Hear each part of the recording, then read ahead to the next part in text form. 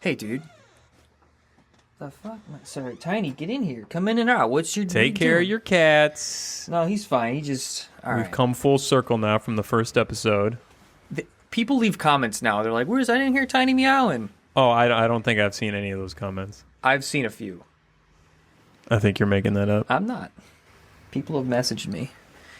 Yo, what do you want? I'm busy right now. He just wants pets. He looks up at me with his doe eyes, and he's like, "Oh, come on, give me some attention." Yeah, that's the cat way. Starting over. 5, 4, 3, 2, 1.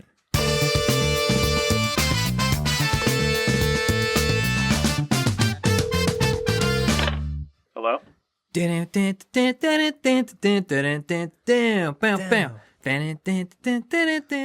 intro music.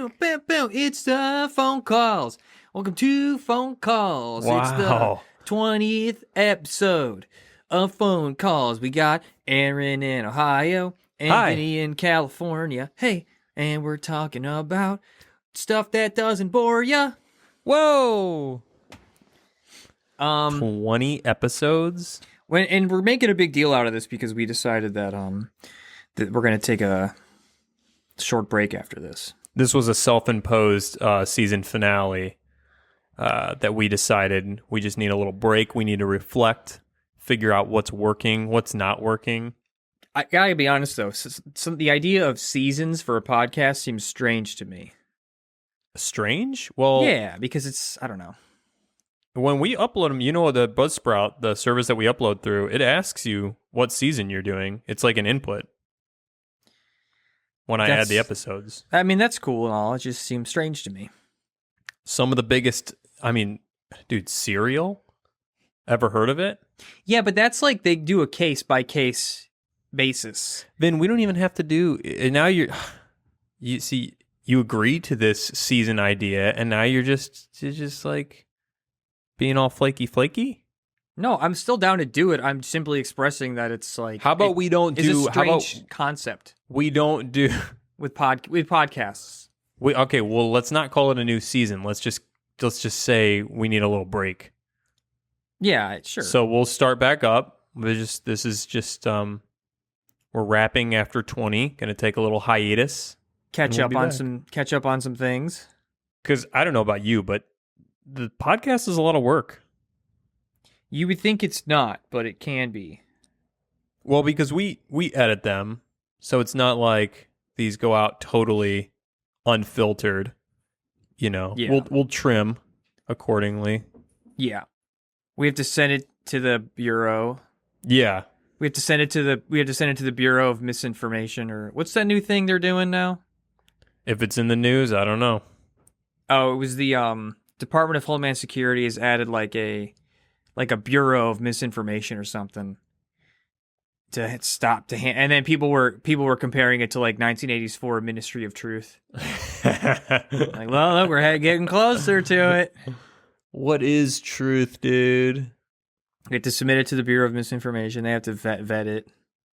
Shit, then I have to send it to my grandma, make sure she likes it. She's got to listen to it. Which, by the way, I did actually talk to my brother. I was like, I was going to surprise you because we had been talking about this being sort of a finale and like, oh, what's something special we could do? And we had talked about getting my grandmother on. Yeah. So I messaged Cole, who's probably listening right now. Hi, Cole. And I was like, yo, what do you think it would take to like get Graham set up to... And it seemed like it was more trouble than it...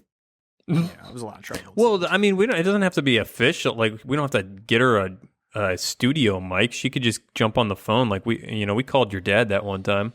Yeah. I mean, but I figured if we were going to have a whole episode where we are talking to her, it'd be like, I thought like, just.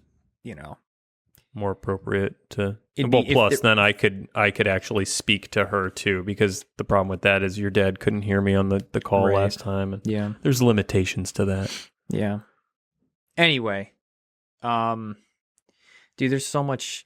Aaron, there's so much going on in the world right now. Do I care to know? Should this be a hot topics episode? I mean, we don't have a plan for this. What are the hot button issues? That's what I want this to be. I want to dive into all the stuff that you shouldn't talk about. I want to go deep on religion. Would you like to discuss abortion? Is that what you'd like to talk about? I mean, that's all. It's immediately when you say let's talk about what's going on, that's top of mind. Hard pass. Yeah, hey, get an abortion if you want one. That's cool. Yeah. That's where I stand. You want one, get one. Check.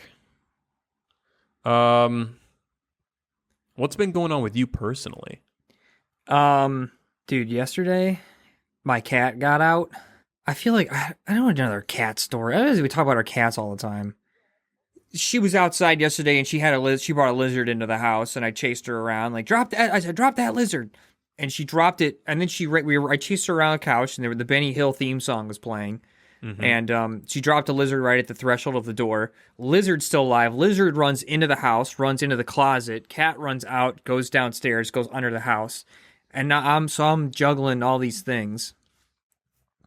But everything turned. I got the lizard out, got the cat in. Everything was hunky dory. Everything was cool. The lizard lived. The lizard lived. Here's a little vignette from my life.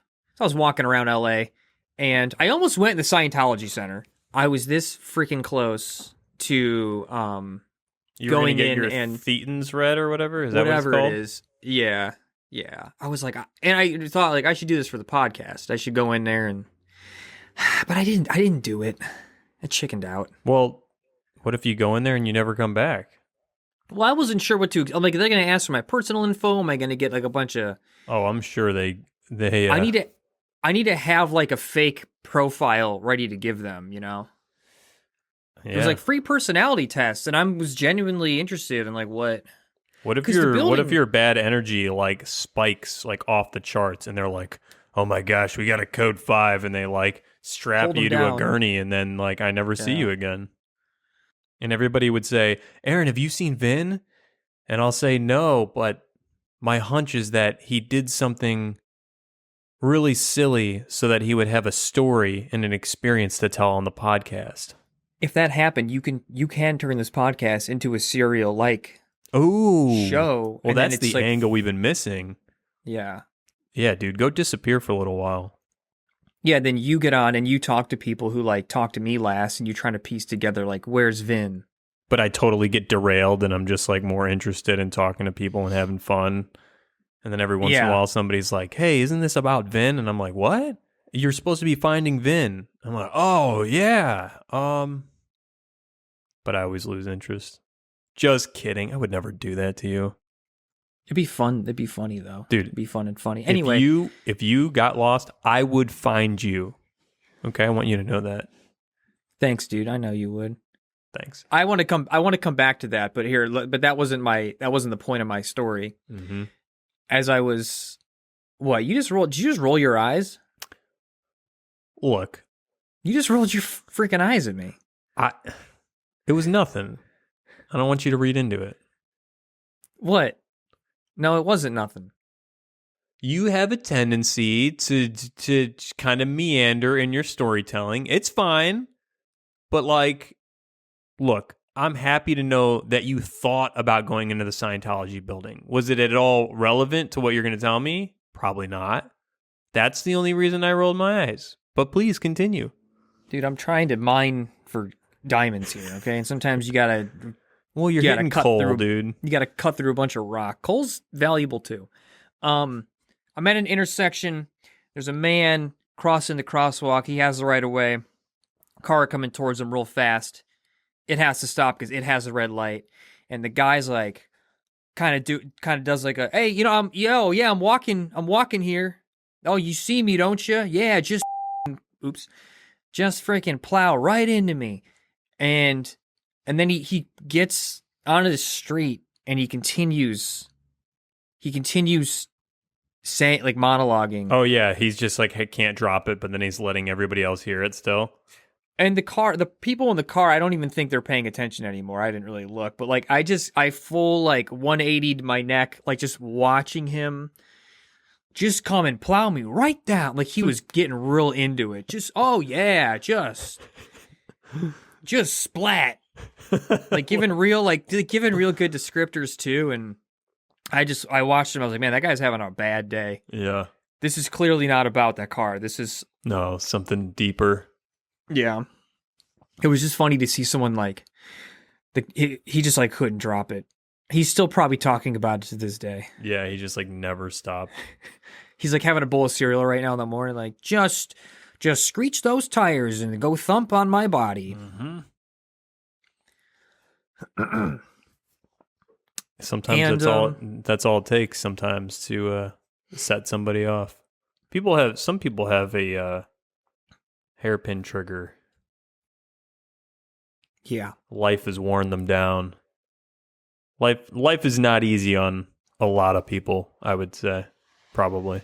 Have you ever gotten so mad that like afterwards you were like, "Whoa, what happened?" What, like I blacked out? Like you've ever had this like rage, like kind of like pulse through your body in a way where you're like, "Whoa, that was scary." Well, that reminds me of a story that I had. So in Chicago, I was walking with Juliana, my sister-in-law, and a car almost hit us at a crosswalk. And it just like came to a real abrupt halt, like right in front of us. And I laughed to myself because I was like, wow, well, I'm glad we didn't just like get plowed into. And this like crazy lady comes out of the car and she's like, "What are you laughing at?" And I'm like, you almost hit me. There's a crosswalk there. And then her like crazy husband, I don't know, this is just like some junky, like, I don't even know what was with these people. Her husband pops out of the driver's side and he's like, "I'll beat your," I don't even remember how it started. And he's like, "You better get walking or I'm gonna beat your ass," or something. And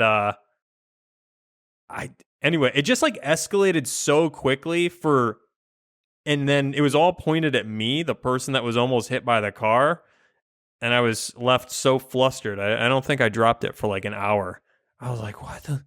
It's like, I couldn't even make sense of it. I was like, those people, and they were mad at me? Like, and I didn't say anything like that guy did. I wasn't like, oh, like making a show out of it. I laughed to myself just because I was like, wow, okay, they clearly did not see me. I could have been roadkill. And they got mad at that. That's what set them off, is my laugh. People can't handle being laughed at. It's the worst. What's that one Mark Twain quote? It's like something about like laughing blows things to smithereens. It's like you can I don't know, something about laughter like just like taking the wind out of any argument anybody has. I don't know. That reminds me of when I was in high school. I was at some dinner where people were receiving scholarships from this organization that my grandfather may or may not have been a part of. Okay. But you know, so nepotism, but I deserved it. I was a good boy. And at this dinner, there was a guy who had worked at the market that my parents work at. And this guy worked there too. And he had been in an accident, a motorcycle accident. And he got like a head injury and it changed his personality. He wasn't the same afterwards and he had rage issues. And I remember standing in the hallway and something happened between him and my dad. And it was the first time I had seen this, but it was like something happened that triggered an argument between them. And then there are two grown men in a hallway exchanging words in an angry, hushed whisper that's like very like intense. It's like very intense. Oh, you want to go outside right now? Like that type of energy. Were there other people around? Like they were just trying to keep it down? Yeah, I mean, we're in a crowded restaurant. You know, like okay. We're in a part where it's like, you know, it's like away from people, but there's still people around. And so they're trying to like, and I remember, so they had that exchange, and then like the dinner happens, and then we leave, and we're sitting in the car with me and my younger brother are sitting in the car with my dad, and my dad was like, and my mom was waiting. We were like waiting to pick up my mom or something, and my dad was like, if that MFer comes out and says anything to your mother, we're all gonna get out and kick his ass. And he even said something like, I wish he would walk in front of this car right now so I could just pin him right up against that fence. How old were you at the time? I mean, I was probably like 17, you know? Yeah. But I took that off, like for the next 3 days, all I could think about was like imagining scenarios where like I have to fight this guy.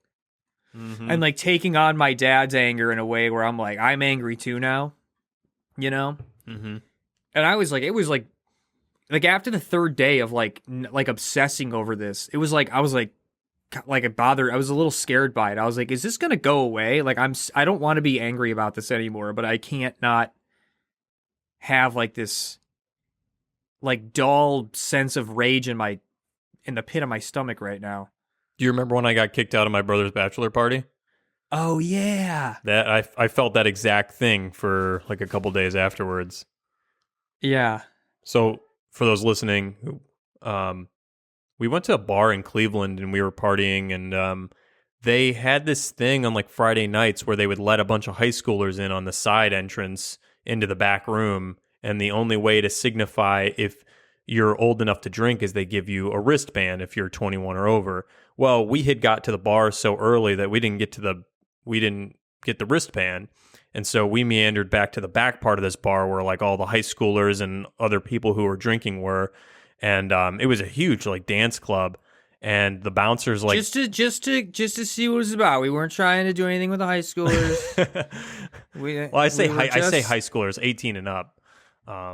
Yeah, it was 18 and up. It wasn't. Yeah, there wasn't like 14, 15, 16 year olds back there. But yeah, I was like cutting through the dance floor, and the bouncer grabbed my wrist and looked for a wristband. Didn't see one, and immediately, two of these dudes shoved me out. I mean, they shoved me through the restaurant, through the whole bar, and it was a long walk out the front door. And I was sober, trying to plead my case the whole time. I wasn't even drunk. That's what made me mad. I was like, I'm not even there yet. And I held my wallet out. I was like, I don't know what the mix-up is. I'm 21. Like, don't kick me out. I'm sober. And he just kept pushing me, like, not hearing it. And I said some flippant remark right before we got outside, right before we got out to the front doors, and he threw me through the front doors, and I busted my shoulder really bad. But it was like one of those, like, in the movies, like, you know, when you get thrown out, he, like, threw me out. And there was, I'll never forget, there was a cop at the front. There was, like, literally a cop at the front door of the restaurant, and I said to him as he's watching me get thrown out, I said, I'm 21 and I'm totally sober. And then the guy threw me. And then, yeah, man, I was so mad. I was, like, burning up inside. I was like, this is an injustice, you know? Like, of course, privileged me, who's like, this is the first time I've been, like, wronged like this. I was like, oh, I couldn't believe it. And it was eating me up. And that ruined my whole night. I remember your brother's friends was like, we're going to sue him. Yeah. The one of them came out and he was like, Aaron, does your shoulder hurt? Tell me if your shoulder hurts. I'll call a lawyer right now. And I was like, no, like, we don't need to do that. I love friends like that. Let's come over and sue him into the ground. They're done. I remember one time at our first year at Columbia. See, I grew up like in the weight room, like when I would go to the weight rooms for like football in high school. You say and I stuff. grew up in the weight room? No, ignore that. Aaron was born. Your mom was on the. Mom was bench pressing and she popped you out. I was combining two thoughts at once and it merged sentences. No, when I grew up playing football in high school in the weight room, the thing to do was like, you know, when somebody was trying to push up their last reps, you would like yell and scream to like hype them up so they could do it. It's silly. I would not do it now. But I remember I carried that over in college. We went down. We had like a weight room at Columbia in our apartment building. And so when we would go lift, the few times that we did, I remember doing that to you, and you stopped me mid-rep. You stopped and you were like, hey, can you not scream in my face? Like, I don't like that. And I was like, well, I'm just trying to pump you up to like get you to fit. And you're like, yeah, that doesn't work on me. I don't want to do that. And I was like, oh, okay. And I felt so stupid, but I was like, yeah, I guess, you know, that's true. It could be annoying. Yeah. I don't know what it is. I guess I never like worked out in an environment where it was like, I always worked out in like my basement by myself. Yeah. And for the record, I'm not even saying that's how it should be. Like, I wouldn't want somebody yelling at me like nowadays. Like, it's probably in the movies and like all of us high schoolers were like, yeah, that's what you do. And no, it's not. You're trying to pump your boy up. You're trying to get you gas swole, me up, dude. Trying to get that last rep in. Trying to put the spirit of the swole lord in me. Yeah. I almost got in a fight in that weight room, actually. Not really. I was down there with Derek, and some dude was down there not putting his weights away. You know, he is some idiot would like, you know, just take the weights off the rack and use them and then not put them back. And then so Derek made like a kind of a passive aggressive comment within earshot of the guy, you know, like hoping he would hear. And then the guy like got in Derek's face. Did he really? And then, yeah, they were like, you know, oh, what? Oh, what? And then I was just sitting there like watching, like, please don't fight. Like, I don't want to, please don't fight. And then it diffused, and Derek was like, "See, guys like that, they never get told. People, they think they can just do that because no one ever tells them. But I'll tell them." It's nice to be with those people who are like not scared of confrontation, but also it's scary because like then it leads to confrontation sometimes. Yeah. Do you remember when Pete like got out of his car? Dude, I was thinking about that too. I thought about it earlier, and I was like, "Which story do I bring up? The story about my dad and the thing, or the story with Pete?" Yeah, tell that story. Yeah, when we were with our good buddy Pete Sebnowski, who shot Punching. I forget if we were like in production on the film or it was pre or what, but me, Vin, Coop, and Pete were all driving in Pete's car, and Pete's big maroon Cadillac. We must have been like at a dead end on a street or something, but Pete like had to take it was a fairly large car, like long, but he had to he had kind of like did a 180. He had to back up, and then like it took him a 3-point U-turn. And meanwhile, another truck was coming at us. And keep in mind, this was not a high traffic area. It was residential, if I remember. This truck, while he's turning, this truck comes up like right next to us, like aggressively close as Pete's trying to turn around. And Pete is freaking out on him. And we move away from the guy, we pass each other, and we go maybe, I don't know what you say, like 10 feet apart, but it's slow, we're creeping, and Pete's looking in his rearview mirror saying, "Are we going to do this?" And I'm thinking, what's going on? And Pete steps out of his car, and the other dude in the truck does too, and they're staring at each other, and Pete's like, "What's up?" And then the guy says something, I don't know, maybe not in English, and I'm like sitting there thinking like, what is happening? And then I remember the guy in the truck swung out this metal baton, like one that like it's like one of those like like, you know. Yeah. And watching that come out, and the guy's just standing there, and Pete's just like, "Oh, what? You don't want to fight with fists?" And I'm just thinking like, "We got to leave, dude. Like, let's get out of here." Yeah, that didn't deter Pete in the slightest. He was like, yeah. Right. He was like, "All right, yeah, let's do it then." Yeah. And then I remember it diffused. I diffused, and Pete's like, "I'm sorry about that, you guys." He was like, he seemed like kind of like embarrassed that. He's like, that wasn't cool. I'm sorry. Let's talk about the Aaron, let's talk about the 7 deadly sins this episode. Wrath. Just thinking of aggression in general. Like all the instances that I've been more of like a third party witness to like that type of aggression than ever being a part of it. Cause I'm kind of like you. I've never been in a literal fight, like a fist fight, and I don't have any interest in doing so. Yeah, I've like fought with my brothers, but that doesn't count. I've never I think maybe one time I threw a punch at my older brother. Like there was like one day I like worked up the nerve to like he did something and I like swung on him and I missed and he laughed at me and but that was it. He'll listen. He'll be like, "When was that?" You didn't even come close. You never did that. You wouldn't even dare. I couldn't recall the context around it, but I do have a memory of swinging on him once. And to him, I probably had like an open like limp hand. It was probably in slow motion, like the first Spider-Man. Like he's just like watching it go by. Nice try, Vin. I think it'd be cool to take a martial art class, though. Have we talked about this? I feel like I've talked about this. I don't think so. Well, maybe briefly, but. What martial art would you train in? I don't know, because like I feel like what's the most like practical? You're asking the wrong guy. I don't know. Like, isn't like jiu-jitsu like the one that that's the one that like if you get in a real scrappy street fight like jiu-jitsu like because it teaches you to grapple and like restrain. Probably. As opposed to like karate is like karate is more like it would require a more like formal setting of a fight. Like you could more it seems to me like you would actually be able to apply jujitsu in a street fight, whereas karate it's like, okay, and you stand there and I stand here and this is what we're gonna do. I'm not versed at all in any of the martial arts, and if you were to, I couldn't even tell you like what moves belong to what in anything. I couldn't tell if I looked at like somebody performing like a kick or a punch or like a throw or something. I don't think I could be like, oh yeah, that's this. No way.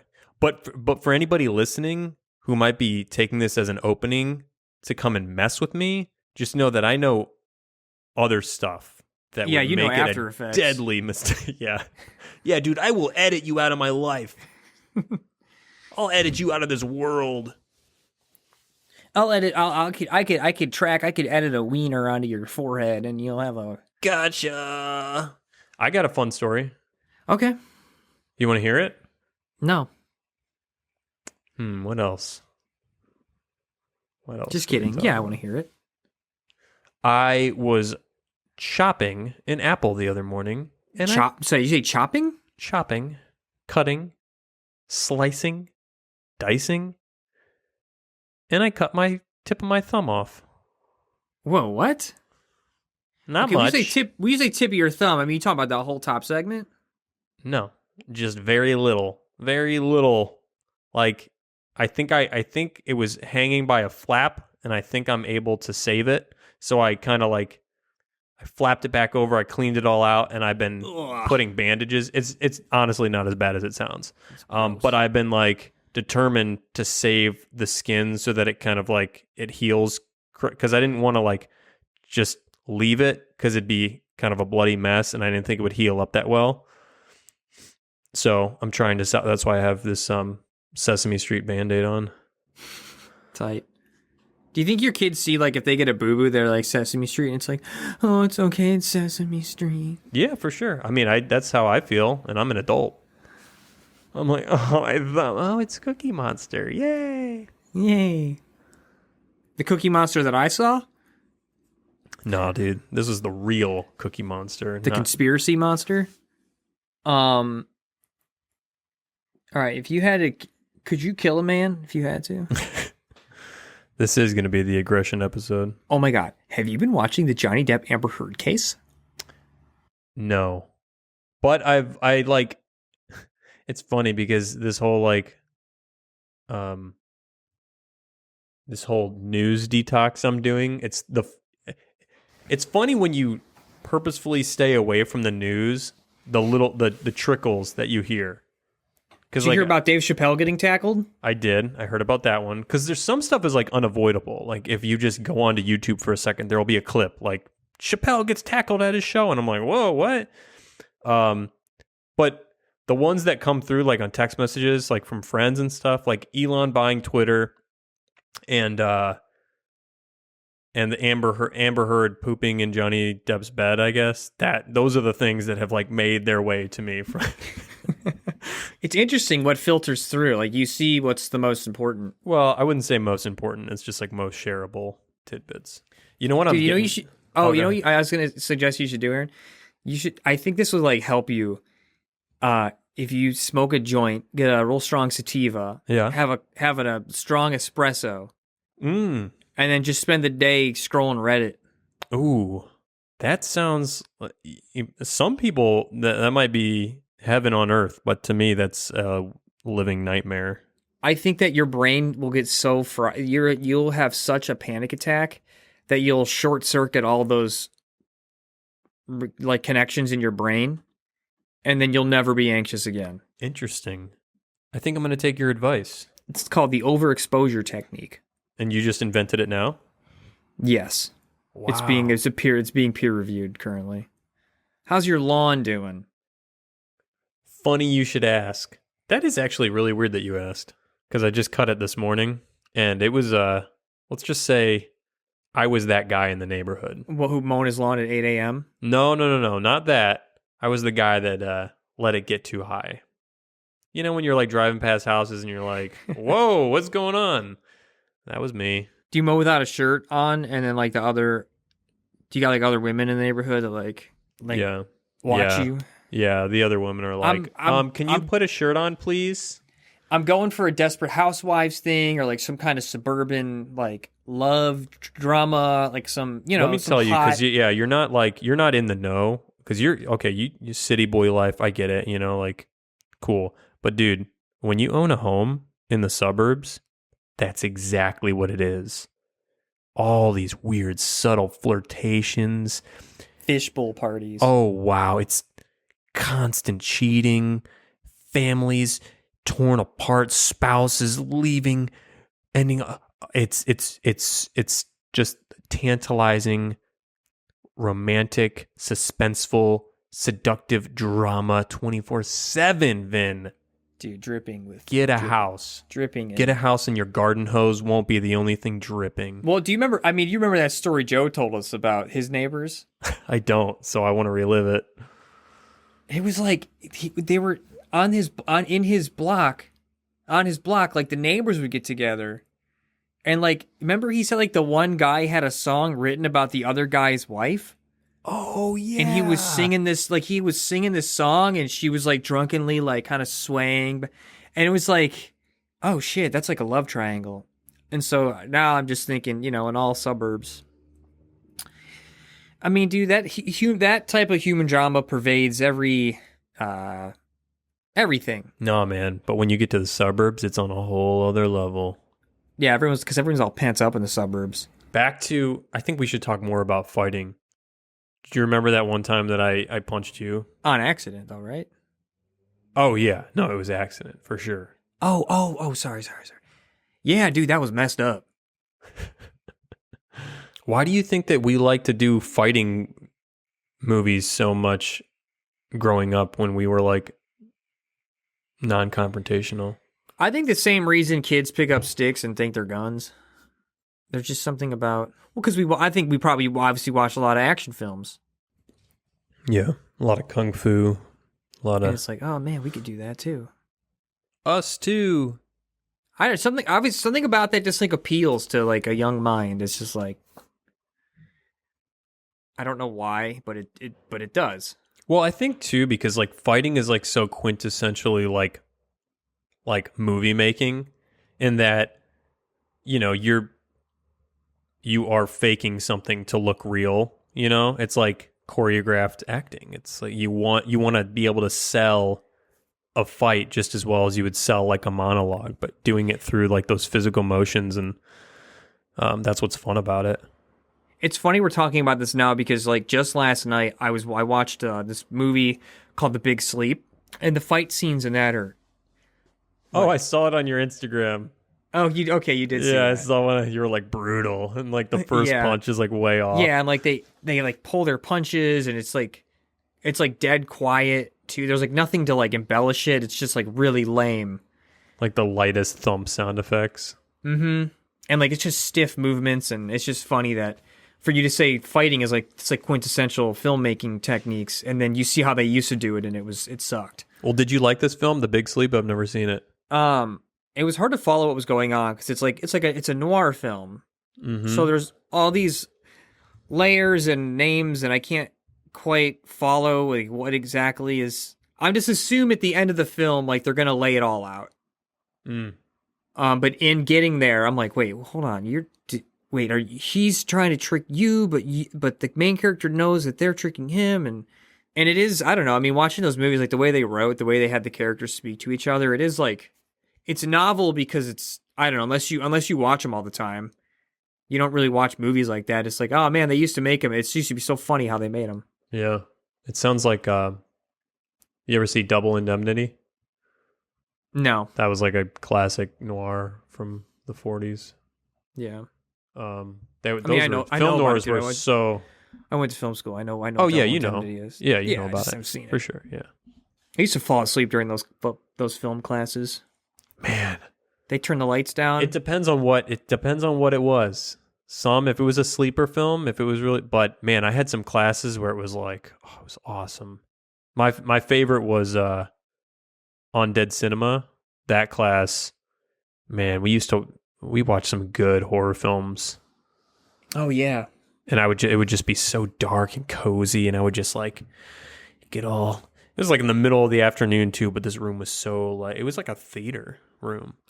And how much money were you paying to sit there and watch films all day? Oh, those are. I mean, if you rolled it, ticket prices would be way high for that film. Yeah, way high. But hey, I was getting an education. Okay? Yeah, how much? Right. Okay. Yeah. A very expensive education. Right, to watch movies. Well, I could have done that. I was learning. Oh, you talk about it afterwards. Yeah. Well, you dissect it, okay? Oh, like a frog? Yeah, but from a technical standpoint. Oh, okay. Not a physical. Right. Yeah, no, that makes a lot of sense. Who are you, huh? Who are you to judge me? Just a guy with a library card. Yeah, okay, I get it. Oh. You could have paid $1.50 and got the same. Yeah, I could have. But you know what I wouldn't have had? The city lights. The people. The parties. What else? Tell me, oh yeah, parties? Yeah, I bet the parties were awesome. The drunken puke of the Wrigley fans after a Cubs game. Stepping in it. The smell of the alleyways after everybody dumped their rotten food and beer cans after the big loss.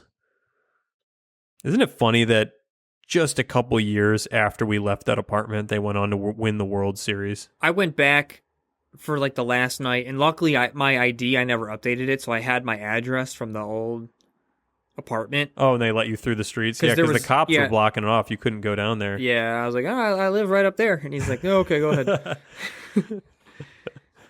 Yeah, I went for a jog down there, but I didn't get close. Like, I went because I was like, I got to go see after they won. I was like, I got to go down Clark Street.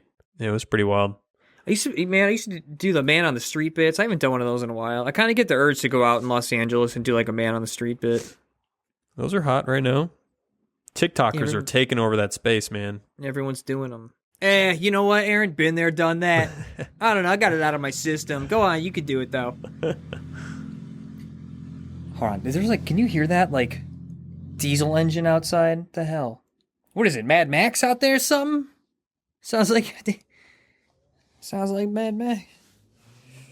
Dude, speaking of rage, by the way, my street is like a, people get off the freeway, and then they come down and use my street to like get around a light. Mm-hmm. So they're coming off with freeway energy, and then they tear up my street with like just loud engine revving and dude, the amount of times I've actually wished for like a car to crash and a person to be injured is like too many. Yeah, just because like you hate how they're. Yeah, I'm big on that too. There's kids on a street too. It's like it's a little small residential street, and these jerk offs it's just like loud, and it's just like it makes my blood like boil, and I'm just like, just crash right now. I hope your freaking car flips. I bet you they got their phone in their hand too. I get so peeved about that, man. It's crazy. Everybody is on their phone. Not you. No, I'm very strict about it.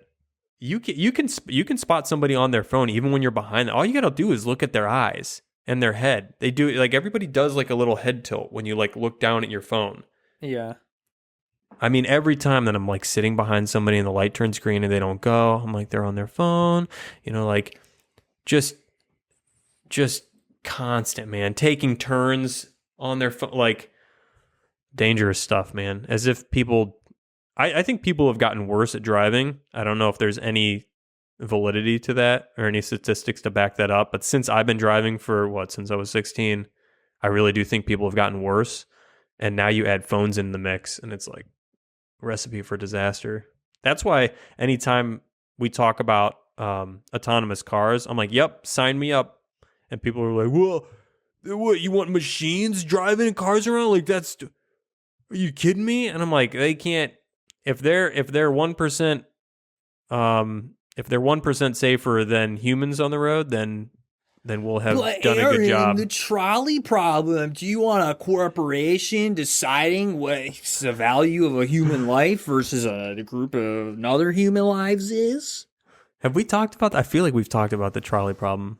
I don't think we have. I think we could take them. I think we should talk about it. I think we discussed the deep philosophical question of the trolley problem. It is. Now the trolley problem is, if you see let's break this down. If you see a trolley Wally, remember Wally the trolley? No. All right, forget it then.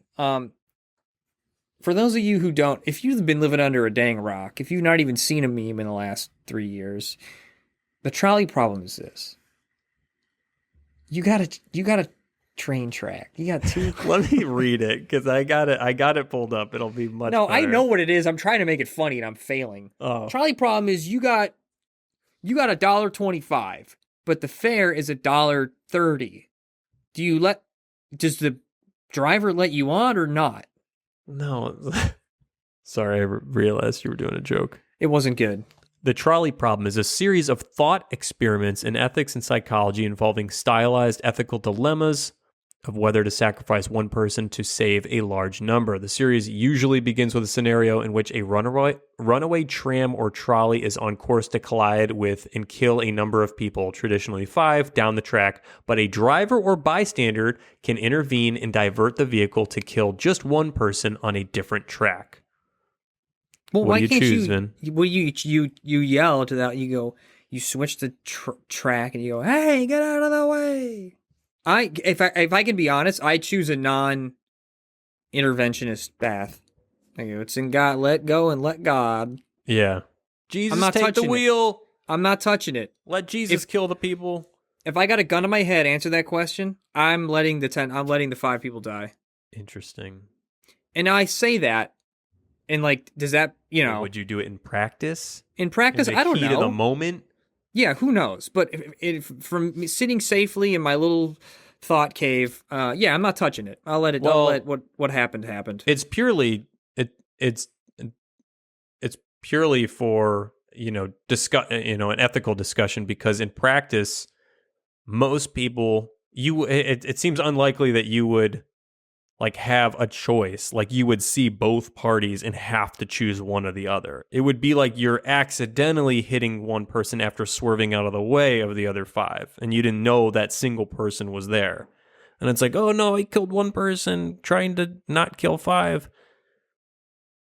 But this is like, it's like taking a more macro approach to it, like looking at it, from the top down and being like, okay. Because they say with autonomous cars, they have to be programmed. Like if they are able to see multiple scenarios at once, which understanding like hopefully maybe a supercomputer or, like a more advanced computer will be down the road because they can analyze more paths than one, they'll have to choose. They'll have to be programmed with some code to make that choice. That just seems, what's crazy to me is that, I mean, unless I'm underestimating, I clearly am underestimating the power of lines of code, but that a scenario so complex, is it complex? I'm imagining a trolley problem type scenario playing out in real life with all the variables and nuances that come with it. Like can a computer really figure out what to do that fast? I mean, yeah. It just seems like fantastical to me. Yeah. But I know it's not, but it feels that way. Well, you're also assuming that a computer would make the right choice. I think that's what people are saying. Well, because, okay, what does a person do? Does a person, in a moment, does a person take because I think with cars, I think the more pressing question is like, it's not about, well, I mean, all scenarios could happen, but the more pressing one is, would a driver take a self-preservation choice over, it's like, am I going to do something to harm those people, or am I going to do something to save myself? Right. And it's like, well, that was my point before, is like, you're most likely swerving out of the way. Yeah, it's weird. Yeah, I don't actually know what goes through your, but I'm sure a lot of people have died trying not to harm other people or animals or what have you in the road, and not instinctually thinking like, keep myself safe, That'd be a very complex, quick thought for you to be like, technically speaking, I need to plow into this person so I don't swerve off the road and kill myself, so I'm sorry this person has to die instead of me. Oh, 0.3 seconds. Oh, the trolley problem, what do I do? Well, it's like, well, yeah, it's all instinctual at a moment. And honestly, I do think most people I truly believe this, that given a split-second instinctual choice, people will do whatever they can to not harm somebody else. Most people. And I know that's not the case for everybody, because I literally where are you pulling these stats, big guy? These aren't stats. These are my Vinny warm feelings. These are my warm feelings. I think most people would instinctually try to harm.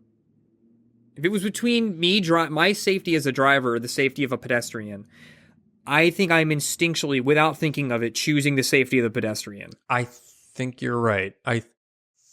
But in a weird way, you could argue that you're also choosing yourself, because wouldn't you react the same way if it was a concrete pillar?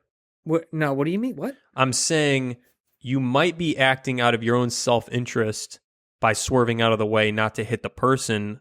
It might still be in your own self-interest because you're trying not to hit something, just like you would not want to hit like a big concrete pillar in the way, because you could be scared of collision and what it would do to you.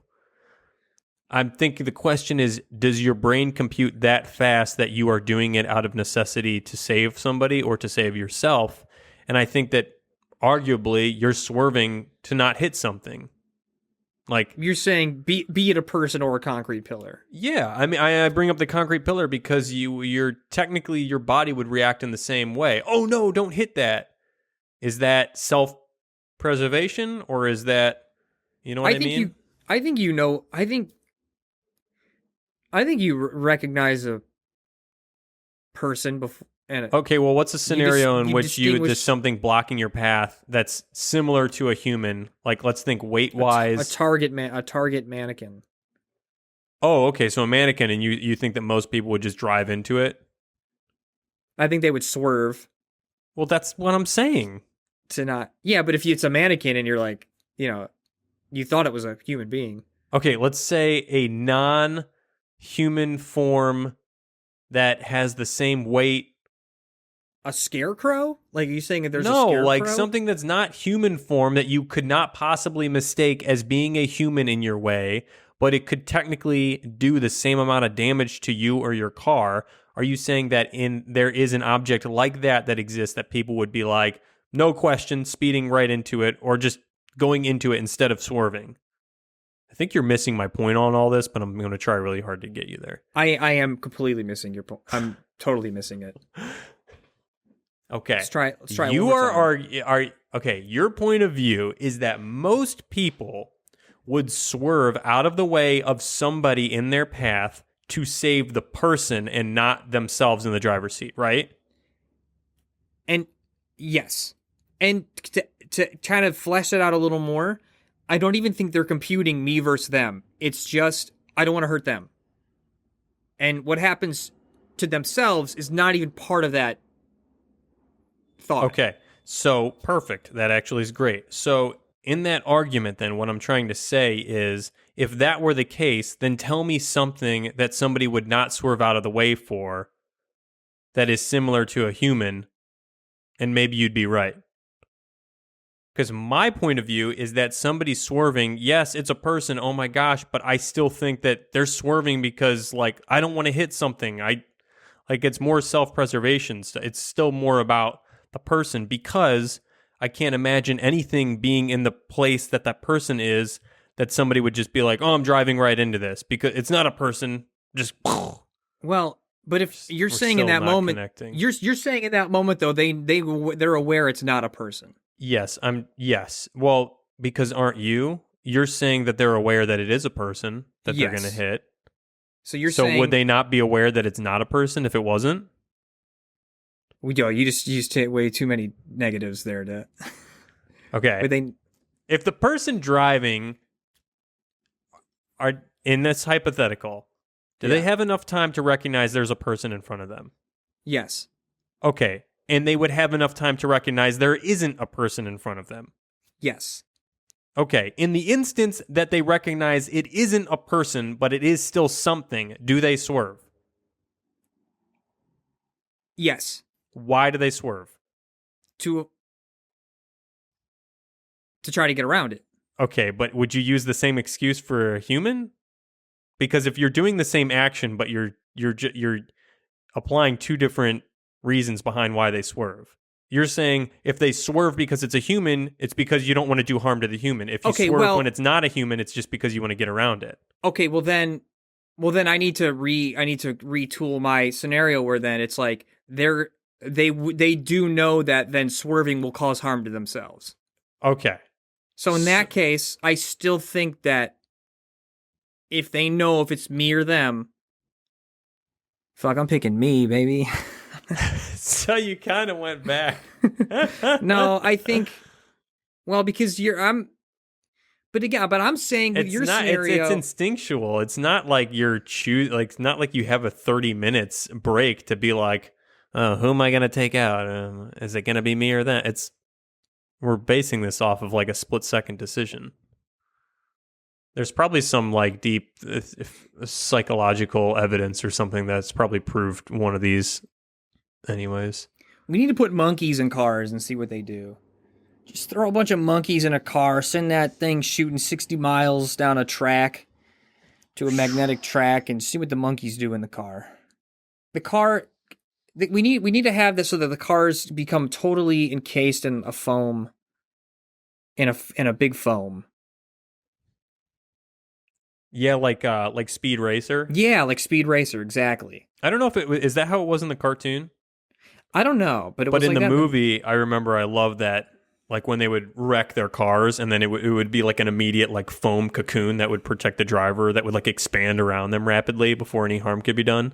Yeah, I was like, oh yeah, like I wish that was a thing. People would. Can you imagine how people would drive though if that was available? It'd be nuts.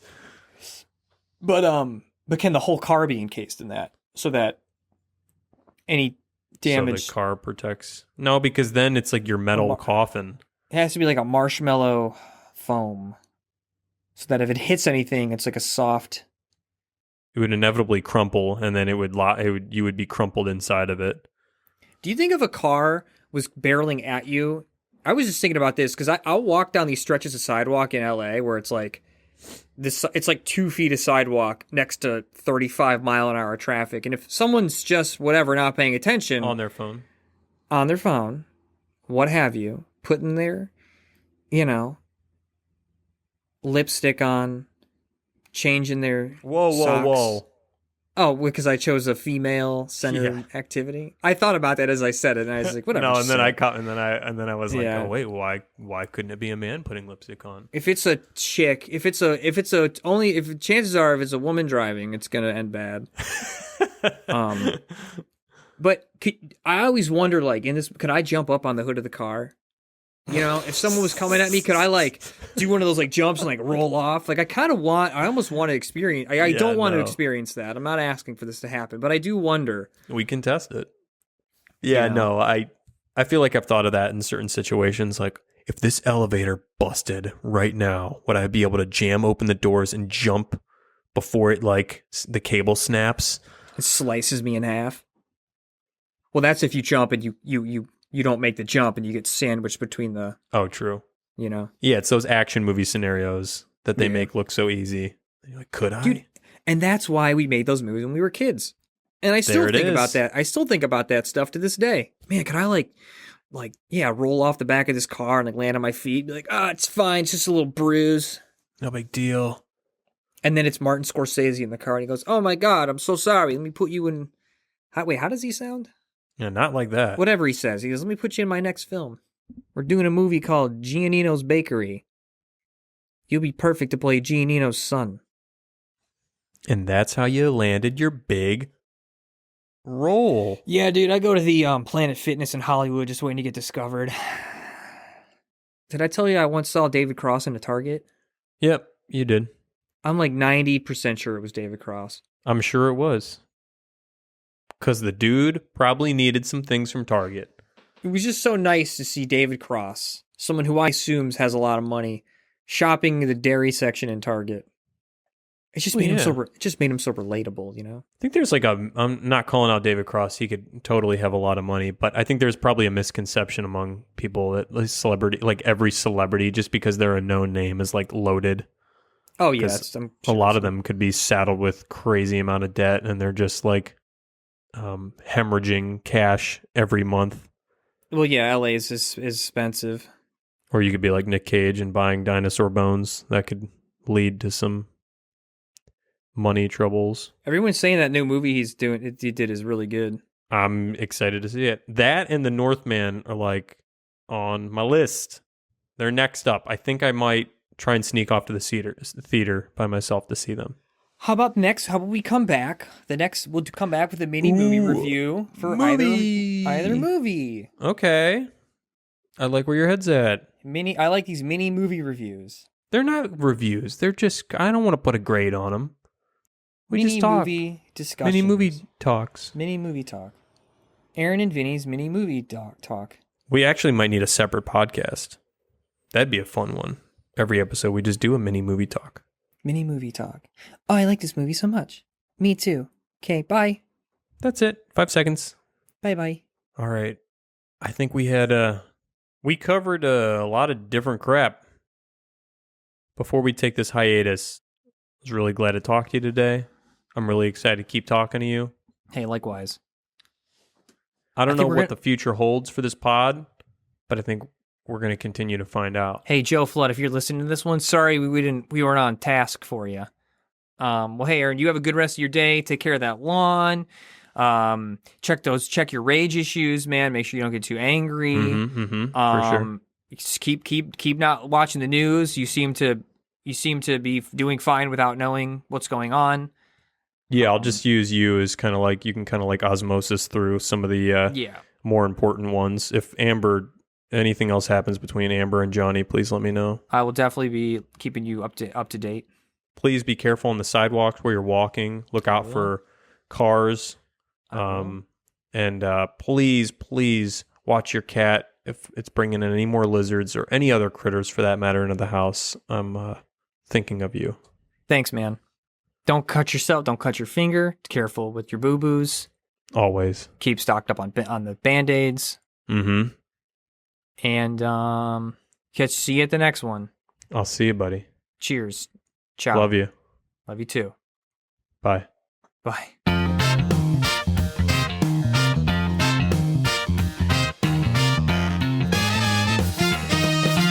It's Fonecallz.